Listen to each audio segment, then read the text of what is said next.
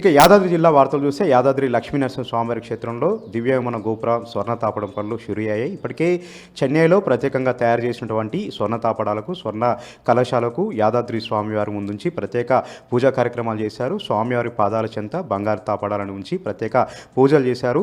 యాదాద్రి జిల్లా కలెక్టర్ హనుమంతరావుతో పాటు యాదాద్రి టెంపుల్ సంబంధించినటువంటి ఈవో భాస్కర్రావు, ప్రధాన అర్చకులు నల్లెందింగ నరసింహాచార్యులు ఈ పూజా కార్యక్రమాల్లో పాల్గొన్నారు. మరొక 10 రోజుల్లో స్వర్ణ తాపడం పనులు ప్రారంభమవుతా ఉన్నాయి. 3 నెలల్లో స్వర్ణ తాపడం పనులు పూర్తి చేస్తాం. వచ్చే మార్చిలోపు స్వామివారి బ్రహ్మోత్సవాలు ఉన్నాయి కాబట్టి స్వామివారి బ్రహ్మోత్సవాలలోపు ఈ స్వర్ణ తాపడం పనులు పూర్తి చేసేలాగా ప్రత్యేక కార్యాచరణతో ముందుకు పోతున్నామని కూడా అధికారులు తెలపడం జరిగింది.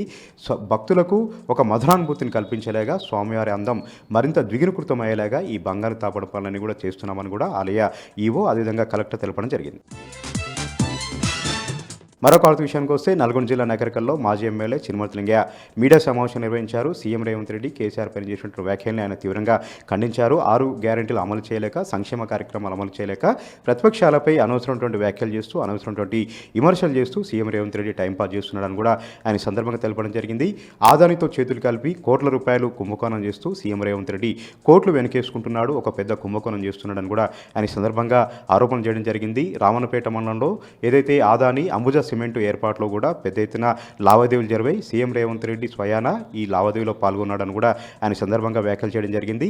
ఎట్టి పరిస్థితుల్లో రామన్నపేటలో ఏదైతే అంబుజా సింహను పెట్టించేది లేదు, అక్కడ పర్యావరణానికి హాని కలుగుతుంది కాబట్టి పెద్ద ఎత్తున ప్రతిఘటిస్తామని కూడా ఆయన సందర్భంగా తెలిపారు.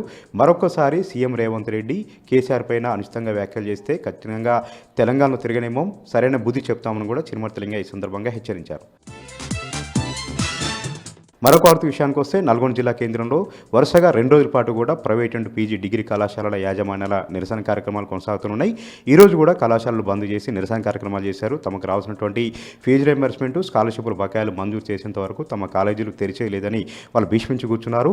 డిగ్రీ సెమిస్టర్ పరీక్షలు జరగాల్సినటువంటి నేపథ్యంలో అటు విద్యార్థులు ఆందోళన చెందుతూ ఉన్నారు, భయాందోళనకు గురవుతూ ఉన్నారు. డిగ్రీ సెమిస్టర్ పరీక్షలు జరపకుండా విద్యార్థులు భయాందోళనకు గురవుతున్నారు కాబట్టి ఇప్పటికైనా ప్రభుత్వం చర్యలు తీసుకొని డిగ్రీ అండ్ పీజీ కళాశాల యాజమాన్యాలను చర్చలకు పిలిచి వారితో సంప్రదింపులు జరిపి ఈ సమస్యను పరిష్కరించాలని కూడా విద్యార్థులు డిమాండ్ చేస్తూ ఉన్నారు. లేని పక్షంలో సెమిస్టర్ పరీక్షలు మధ్యలోనే ఆగిపోయే ప్రమాదం ఉంది, విద్యార్థుల భవిష్యత్తు పైన పెద్ద ఎత్తున ప్రభావం పడే ప్రమాదం ఉందని కూడా వాళ్ళు ఆందోళన వ్యక్తం చేస్తూ ఉన్నారు. యాజమాన్యాలు మాత్రం ఒకటే చెప్తా ఉన్నాయి, గత కొన్ని నెలలుగా వివిధ రూపాల్లో నిరసన కార్యక్రమాలు చేస్తూ ఉన్నాం, కానీ ప్రభుత్వం మాత్రం తమను పిలిపించట్లేదు, సంప్రదింపులు జరపట్లేదు. 100 కోట్ల రూపాయల రియంబర్స్మెంట్, ఫీజు బకాయిలు పెండింగ్లో ఉండడంతో తమ కాలేజీలు నడపలేకపోతున్నాం, అధ్యాపకులకు జీతాలు చెల్లించలేకపోతున్నాం, ఫీజులు కట్టలేకపోతున్నాం, యూనివర్సిటీ ట్యాక్సులు చెల్లించలేకపోతున్నాం, అద్దె భవనాల్లో అద్దెలు చెల్లించలేకపోతున్నాం, కనీసం అధ్యాపకులకు జీతాలు కూడా చెల్లించలేని ఒక దుర్భర పరిస్థితుల్లో ప్రైవేట్ అండ్ డిగ్రీ పీజీ కళాశాలలు ఉన్నాయి కాబట్టి ప్రభుత్వం వెంటనే చర్యలు తీసుకొని తమ సమస్యను పరిష్కరించి పెండింగ్లో ఉన్నటువంటి ఈ బకాయిలన్నింటినీ కూడా విడుదల చేయాలని వాళ్ళు డిమాండ్ చేస్తూ ఉన్నారు.